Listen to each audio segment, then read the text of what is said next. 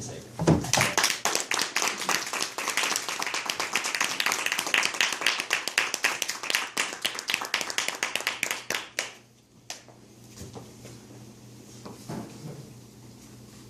Excuse me, could you tell me the closest mall entrance to Macy's? Have you ever been caught totally off guard by someone who walked up to you and snapped you awake out of your daydream? Donna was.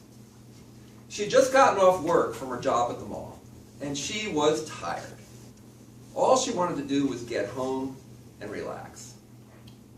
To make matters worse, she didn't like the looks of this guy who walked up to her. But it wasn't anything she could put her finger on, and she told herself, after all, I don't want to be paranoid. So she talked to him. No, I don't know where the mall entrance is, and I'm in a hurry. But he kept on. Oh, come on. I just need to know where to go pick up my daughter.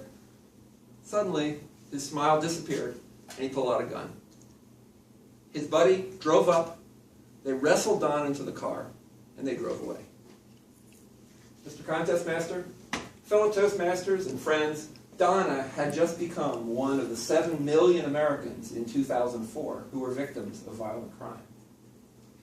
If you look around this room here, if in the next 2 or 3 years, statistically speaking, one of us will become a victim of violent crime, maybe being a little paranoid isn't such a bad thing. By being paranoid, I mean first off, paying attention to your surroundings. Have you ever been, let's say, in a parking lot, and have somebody walk up to you and say, "Excuse me, could you tell me how to get to someplace?" Sure, I have. But have you ever thought to yourself, I wonder if he's using this as a trick to rob me or to assault me? Happened to Donna. The personal safety expert, Gavin DeBecker, has a term for this little back and forth. He calls it an interview. The serial killer from the 1980s, Ted Bundy, used exactly this kind of interview with many of his victims. Donna's attacker was interviewing her to see if she was aware of her surroundings. Guys like him use these tricks to take advantage of a person in a position of weakness, an easy mark. That safety expert, Gavin DeBecker, also says that our first defense against those kind of tricks is to be aware of our surroundings. Our second defense is to pay attention to our intuition. Have you ever had a funny feeling about something or somebody, but then you said to yourself, you know, I'm sure it's nothing? That funny feeling is your intuition. And our intuitions know far more than we give them credit for. Many times, your intuition is your ammunition. Sadly for Donna, she ignored her ammunition until it was too late. Let's take a look at that little scene again and see if you notice anything about it. Excuse me, could you tell me the closest mall entrance to Macy's? No, I don't know where it is, and I'm in a hurry. Oh, come on, I just need to know where to go pick up my daughter. Did you notice anything? He didn't take no for an answer.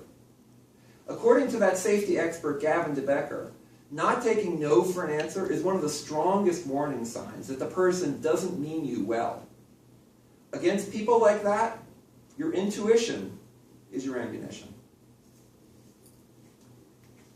You wondering what happened to Donna? After several hours in the car, being brutalized at the point of a gun, the gunman got out.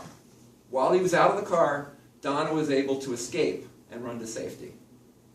She was hurt, she was phased, but she was alive. My friend Jennifer was in a similar situation, but she had a much different outcome. Excuse me, could you help me out? Somebody stole my wallet. Could you lend me train fare to get back home?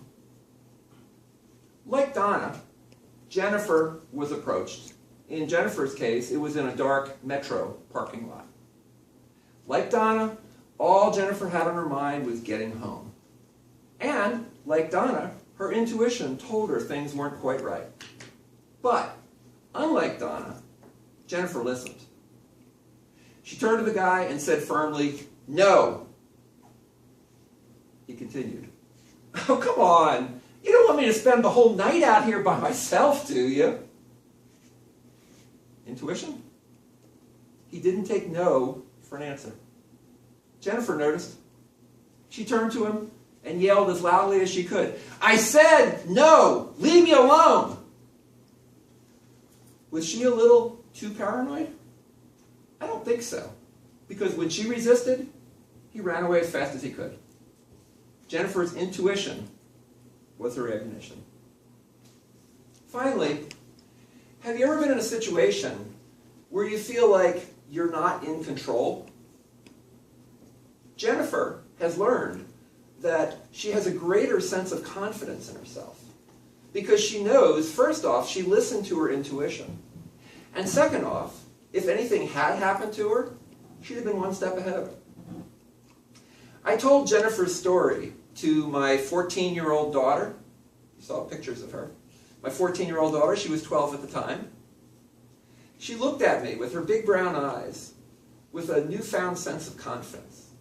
And she said, "Daddy, thank you for telling me Jennifer's story. Now, can we go to the mall?" So what's the verdict? Should we be paranoid? Well, please, pay attention to your surroundings. Please, listen to your intuitions. Your intuitions, they'll keep you safer. They'll give you a greater sense of confidence.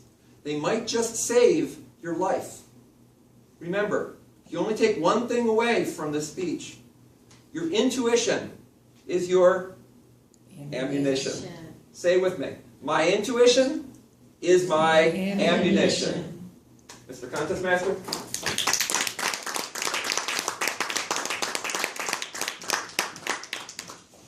So now, Crystal, would you ask contestant to